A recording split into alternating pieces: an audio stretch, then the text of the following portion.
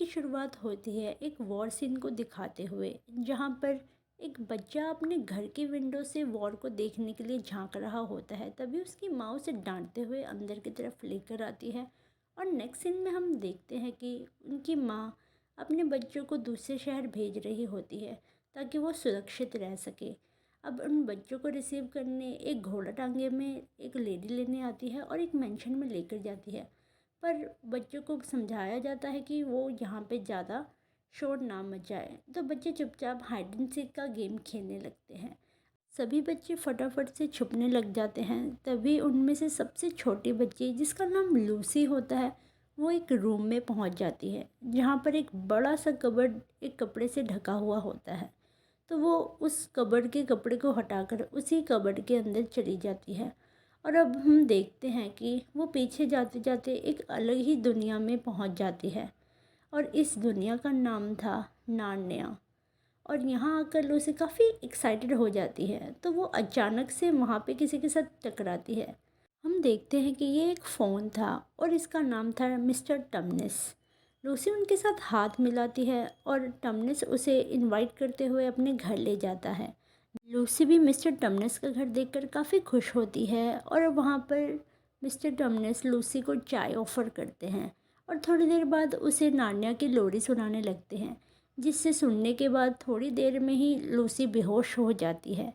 असल में mister टमनेस Lucy को किडनैप कर रहे होते हैं, क्योंकि ये वाइट विच का ऑर्डर होता है। अगर जंगल में कभी भी कोई इंसान दिखे तो सबसे पहले उसको इन्फॉर्म किया जाए और इस इंसान को उसके पास लेकर आए।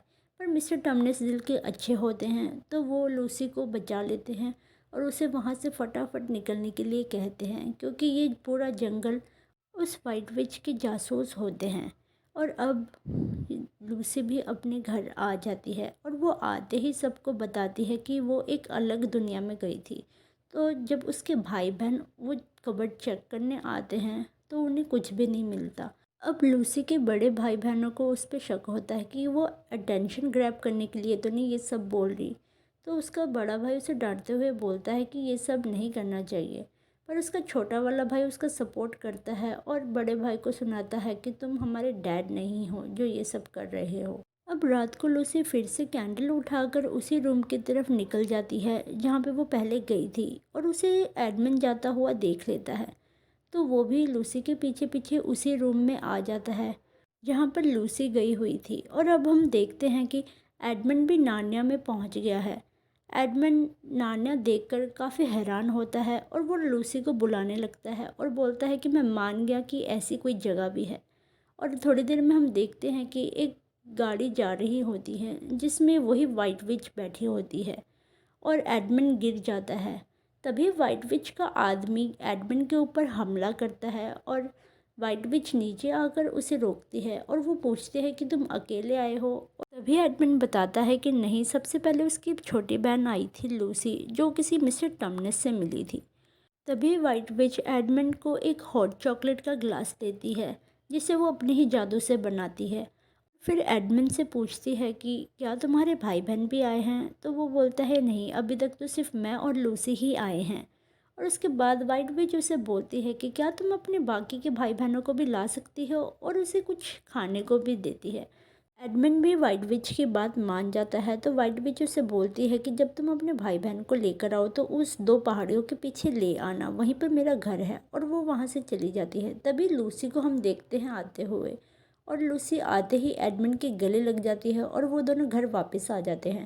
घर आते ही लूसी सबसे पहले पीटर को उठाती है और उसे बताती है कि इस बार एडमिन भी वहाँ गया था। पर एडमिन उस बात से मुकर जाता है, जिससे लूसी रोने लगती है और वो भागते भागते कॉरिडोर में आ जाती है, जहाँ पे वो प्रोफेसर से टकरा जाती है। और अब प्रोफेसर लूसी को अपने कलीग के साथ भेजकर सुजैन और पीटर को अपने रूम में बुलाते हैं, जहाँ सुजैन प्रोफेसर को बताती है कि उनकी बहन को लगता है कि ऊपर वाले कबर्ड में एक अलग दुनिया है, जिसे सुनकर प्रोफेसर भी थोड़ा एक्साइटेड हो जाते हैं। अब हम अगले दिन देखते हैं कि सुजैन, पीटर और एडमिन तीनों मिलकर बैट बॉल खेल रहे होते हैं। भी एडमिन घर की तरफ बॉल को हिट करता है, जहाँ पे अंदर एक स्कल्पचर गिर जाता है और वो सभी बच्चे डर के मारे उसी कबर्ड में जाकर छुप जाते हैं। पर तभी एडमिन और सुजैन भी नार्निया पहुँच जाते हैं, जिसे देखकर वो दोनों भी काफ़ी हैरान हो जाते हैं और लूसी से माफ़ी मांगते हैं। तभी एडमंड उसी पहाड़ की तरफ देख रहा होता है, तो पीटर उसे बोलता है कि शायद तुम्हें लूसी से सॉरी मांगनी चाहिए। और फिर वो चारों मिलकर मिस्टर टमनस के घर की तरफ निकल जाते हैं और वहाँ हम देखते हैं कि घर पूरा टूटा हुआ होता है और वहाँ पे एक नोटिस लगा होता है जिसमें लिखा होता है कि टमनस ने इंसानों की मदद की है, इसीलिए उसे जेल हो गई हैं। वो चारों भाई बहन मिलकर वहाँ से जाने लगते हैं। तभी एक चूहे जैसा दिखने वाली चीज़ आ जाती है जिससे पीटर पेट करने की कोशिश करता है, तो वो तभी एकदम से इंसानी आवाज़ में बोलता है और वो उन चारों से मदद मांगता है कि वो मिस्टर टमनस को बचाएं। और तभी वो चारों भी उसके पीछे पीछे उसके घर की तरफ निकल जाते हैं। और अब हम देखते हैं कि उनका छोटा सा घर जो कि एक घोंसला टाइप ही होता है, वहाँ जाकर वो चारों थोड़ा सा रेस्ट करते हैं और थोड़ा सा फिश खाते हैं। उसके बाद वो चूहे जैसे दिखने वाले कपल उन चारों भाई बहनों को समझा रहे होते हैं कि सालों पहले एक भविष्यवाणी हुई थी जिसमें एडम के दो बेटे और ईव की दो बेटियां नान्या को बचाने आएंगे। तभी पीटर उन्हें मना करते हुए वहाँ से जाने लगता है, तो देखता है कि एडमंड वहाँ पर नहीं है और एडमंड वाइट विच के कासल की तरफ जा रहा होता है। तो पीटर उसे रोकने के लिए तो जाने लगता है, पर बीवर उसे रोकता है और बोलता है कि ये वाइट विच की चाल है। और हम दूसरी तरफ देखते हैं एडमंड वाइट विच के कासल पहुंच जाता है, जहाँ पे गेट पर ही उसे वुल्फ पकड़ लेता है और उससे पूछता है कि तुम कौन हो। तो एडमंड बताता है कि उसे वाइट विच ने वहाँ बुलाया है। तो वो वुल्फ एडमंड को अंदर लेके जाता है और वाइट विच को बुलाता है। तब तक एडमंड उस चेयर को देखता है जहाँ पे वाइट विच बैठती है और वो भी वहाँ पर बैठकर एक राजा जैसी फीलिंग ले रहा होता है। तभी दूसरी तरफ से वो वाइट विच आ जाती है और एडमंड से पूछती है कि तुम अपने भाई बहन को लाए, जिसमें एडमंड बोलता है कि नहीं, तो वो एकदम से भड़क जाती है। फिर एडमंड बोलता है कि मैं उन्हें आधे रास्ते तक ले आया हूँ। तभी वाइट विच अपने साथ खड़े उसी वुल्फ को भेज देती है उन्हें ढूंढने के लिए। तो वीवर अपने घर में बने हुए एक होल से उन लोगों को वहाँ से ले जाता है। जब वो सभी उस सुरंग से निकल जाते हैं तो तभी वहाँ पे एक लोमड़ी आ जाता है, जिसे देखकर पीटर थोड़ा डर जाता है। पर वो लोमड़ी बोलता है कि तुम डरो नहीं, मैं तुम्हारी मदद करूँगा। तो वो लोग एक पेड़ में चढ़ जाते हैं और थोड़ी देर बाद हम देखते हैं कि वहाँ पर वही वुल्फ आ चुके थे। तो वो लोमड़ी उन लोगों को मिसलीड करते हुए दूसरी तरफ भेज देता है और वो सभी वहाँ से चले जाते हैं। तो वो सभी जो पेड़ में चढ़े हुए थे वो सब नीचे उतरते हैं और उस लोमड़ी का थैंक यू करते हैं। दूसरी तरफ एडमंड वाइट विच के जेल में होता है, जहाँ पे वो मिस्टर टमनस से भी मिलता है।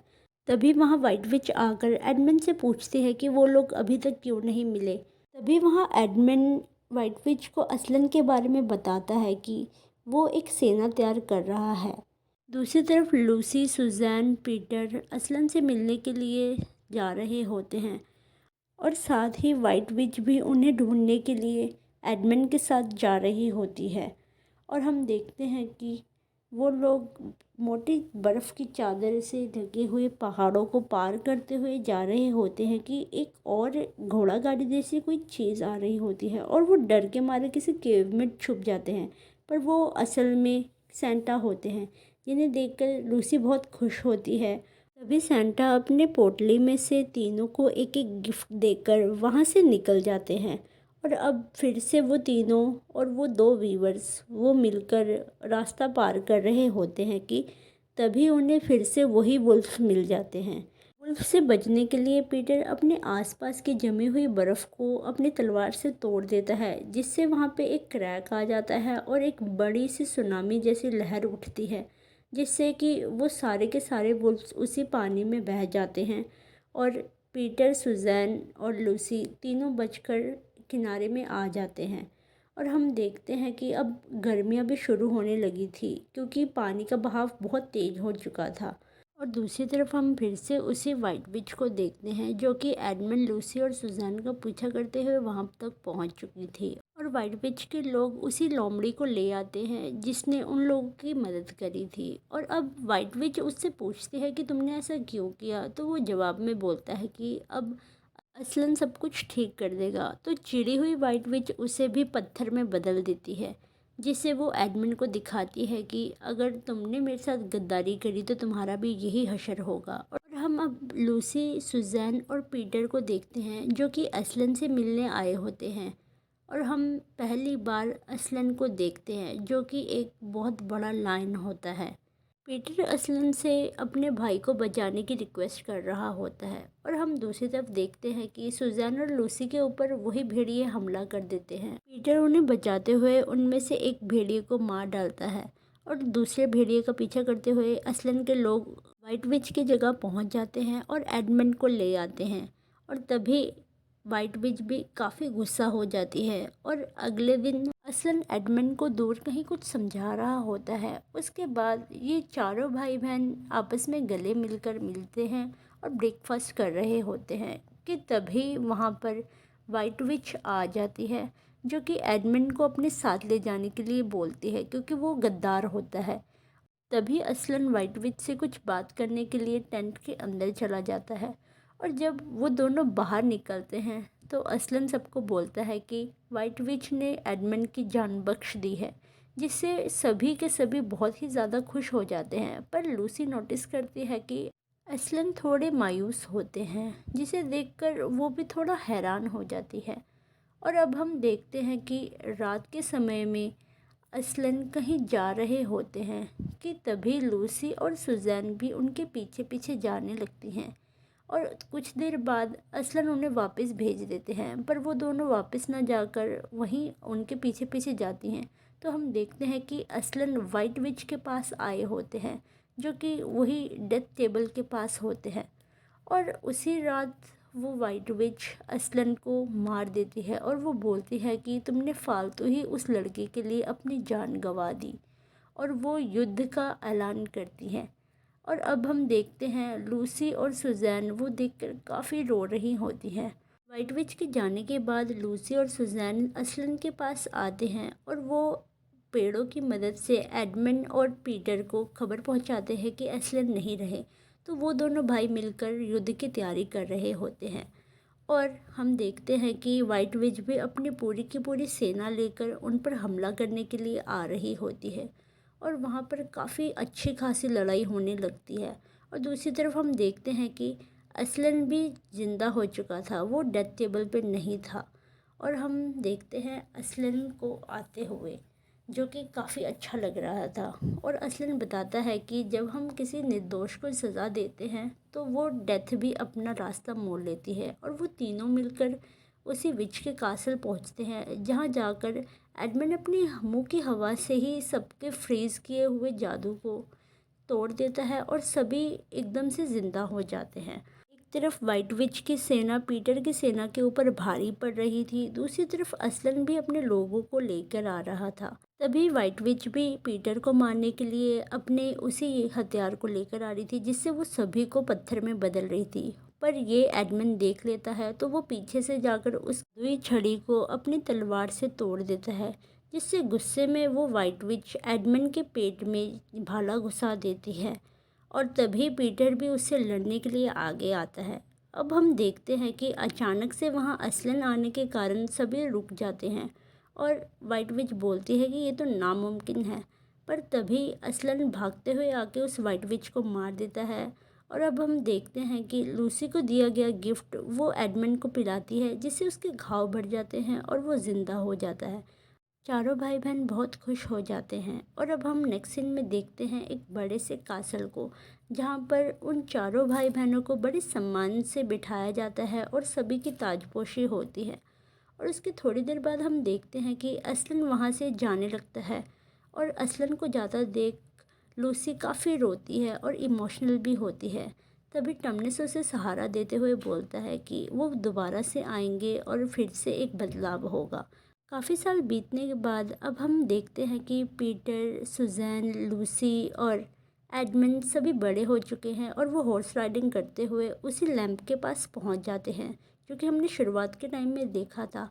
उसी फिर से उन लोगों को उसी कबर्ड में ले आते हैं जिससे वो अपने टाइम में पहुंच जाते हैं। और हम देखते हैं प्रोफेसर को जो कि पूछते हैं कि अब क्या देखा तुम लोगों ने, और इसी के साथ ये कहानी ख़त्म हो जाती है।